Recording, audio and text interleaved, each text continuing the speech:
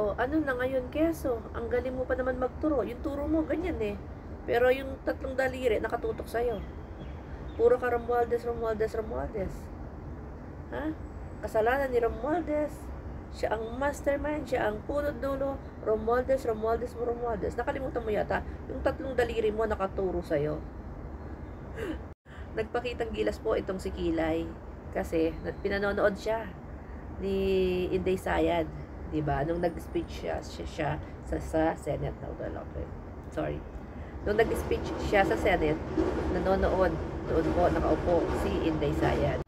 So, ngayon, tinuro niya ng tinuro si Romualdez. Pero wala siyang sinagot doon sa kanyang insertion na 142 billion.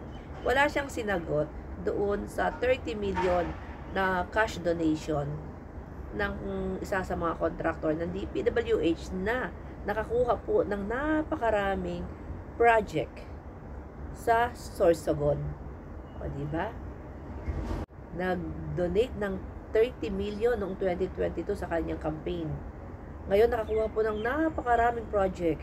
Itong kontratista na ito ng DPWH na lahat ay sa Sorsogon, baluarte ni Kilay.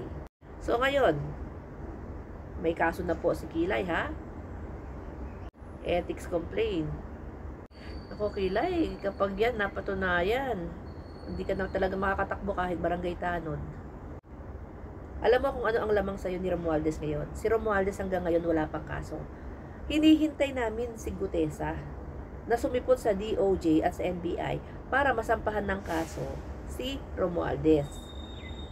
Kasi siya ang nagturo, di ba? So, it means may ebidensya siya. Siya ang nagturo ng Romualdez.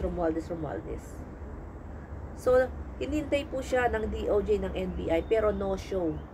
Hindi po sumipot si Gutesa. Yan sana ang makakapagsampa ng kaso kay Romualdez. Hanggang ngayon po wala pang ebidensya. Puro lang po turo-turo, laway-laway ang puhunan ninyo. Hanggang ngayon wala pa rin ebidensya po na nag-uugnay kay Romualdez. Kaya yun ang lamang sa'yo ni Romualdez. Ikaw, may kaso na. Kahit nga itong si Marcolecte, ayaw sumagot kung nasan si Gutesa. Bukod dyan sa Ghost Project, meron na rin Ghost Notary.